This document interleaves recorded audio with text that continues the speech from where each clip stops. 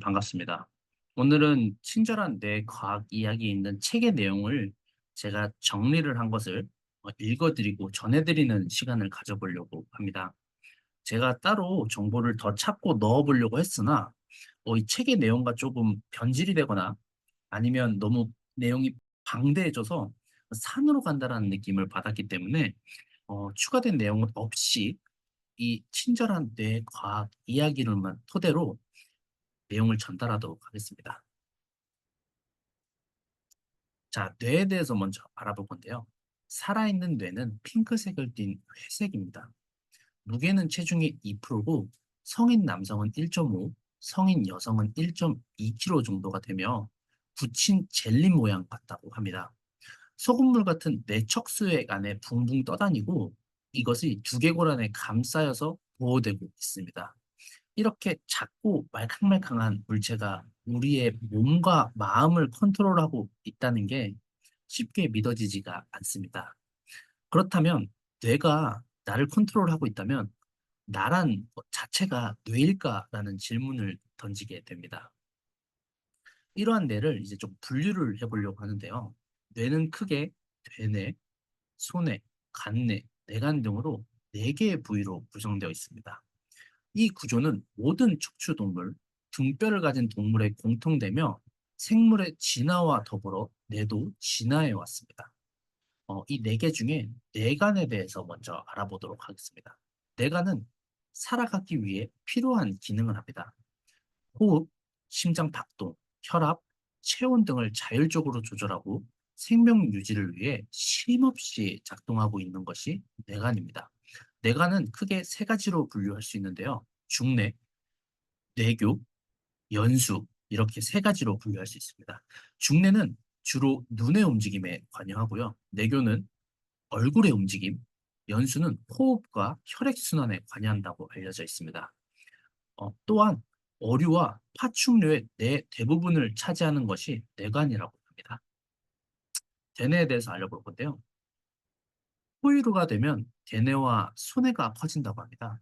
특히 대뇌 표면에 있는 대뇌 피질, 심피질입니다. 거의 대부분이. 이 심피질이 고도의 기능, 발달해서 고도의 기능, 인지 기능, 감각 처리, 언어, 사고, 계획, 학습, 기억을 담당하는 이 심피질이 대뇌 대부분을 차지하게 됩니다.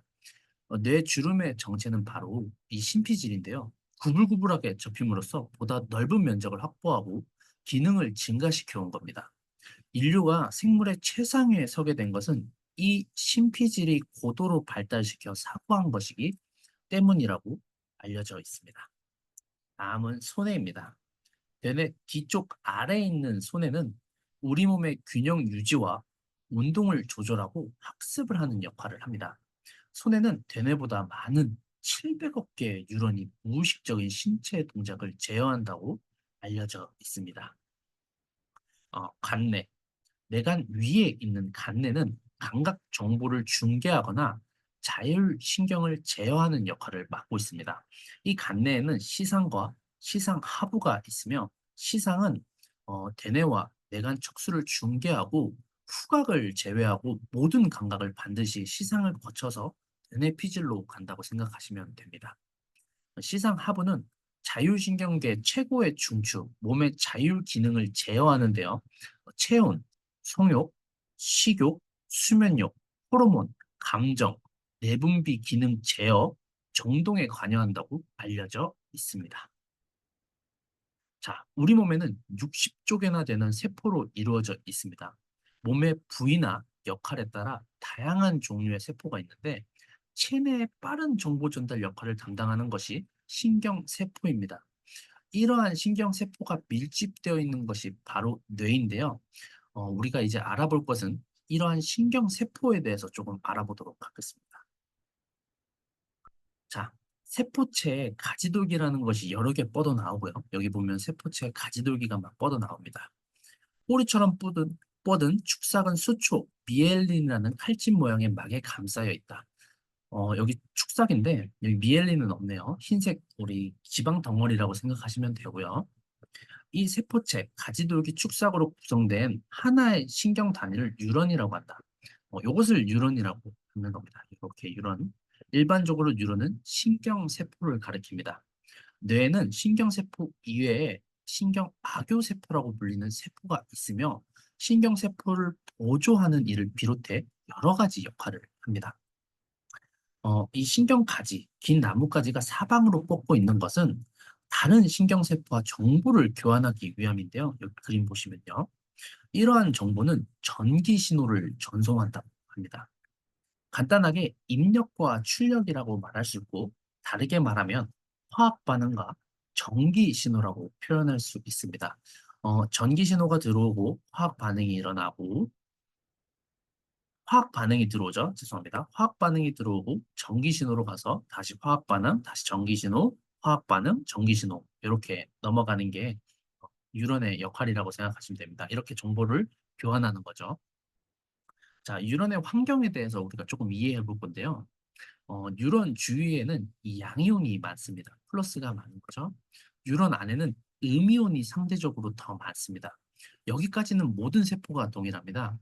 뉴런이 흥분을 하면 전기 전도의 계기가 되는데요. 세포 막 여기저기에 단백질로 된 이온이 지나가는 길이 있는데 이것을 이온 채널이라고 합니다. 뉴런이 흥분하면 이 이온 채널이 열리고요. 나트륨 이온이 높은 곳에서 낮은 쪽으로 한꺼번에 흘러 들어와 세포 안에 전이가 순식간에 플러스가 됩니다. 이것을 활동 전이, 스파이크라고 합니다. 이런 활동 전이된 전기 신호가 어떻게 다음 신경세포로 전달이 되는가에 대해 우리가 질문을 던져봐야 되는데요. 바로 시냅스 때문입니다. 두 개의 세포 사이에 있는 작은 틈을 시냅스 틈이라고 합니다. 전기 신호는 이러한 틈을 넘지 못해요. 그렇다면 어떻게 넘을까요? 이 전기 신호가 신경 전달 물질이라는 화학 물질로 변환이 돼야 됩니다. 축산 말단에는 신경 전달 물질이 들어있는 소포와 칼슘 이온을 통과시키는 칼슘 채널이 있습니다. 전기 신호가 말단까지 도달하면 칼슘 이온이 유입되고 세포에서 신경 전달 물질이 분비됩니다. 이러한 화학 반응이 다시 B 뉴런에게 전달되고 B 뉴런이 다시 전기와 화학을 일으켜 이 C 뉴런에게 전달된다고 보시면 됩니다. 이제 신경 전달 물질에 대해서 좀 알아볼 건데요. 신경 전달 물질은 단순히 정보를 중개할 뿐만 아니라 다음 신경세포를 흥분시켜 활성화하거나 반대로 흥분을 억제함으로써 기능을 조절하고 있습니다. 이러한 신경 전달 물질이 알려진 것만 해도 60종류 이상이며 종류에 따라 발생 장소에 따라 작용이 다릅니다. 신경 전달 물질은 신경세포의 세포체에서 생성되며 시냅스 소포에 저장된다고 알려져 있습니다. 뇌간에는 노르아드레날린, 세로토닌, 도파민, 글리신이 생성되고요. 이 시상 하부에는 옥시토신, 히스타민, 엔드로핀이 생성이 됩니다.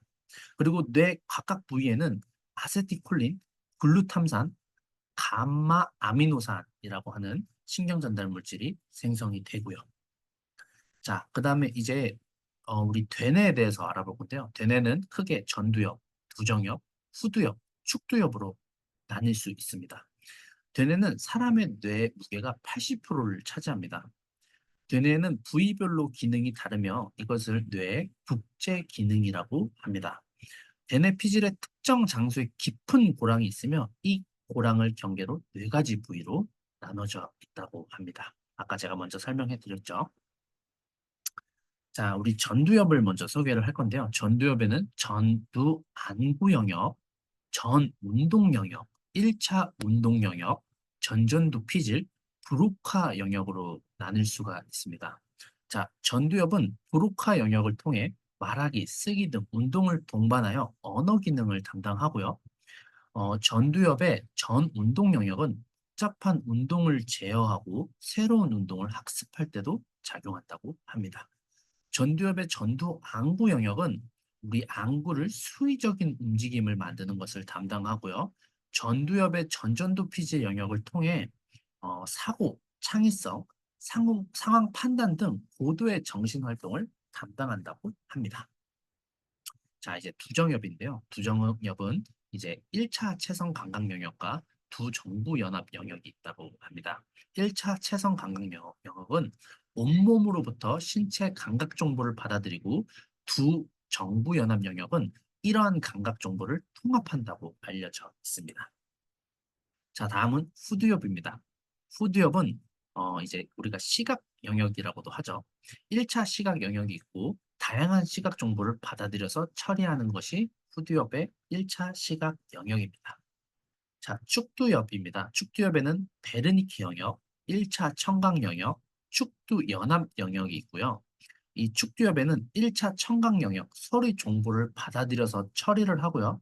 베르니케 영역은 들려온 언어의 의미를 이해, 해석하고 축두 연합 영역은 청각의 정보를 처리하고 색화 형태를 인지한다고 합니다.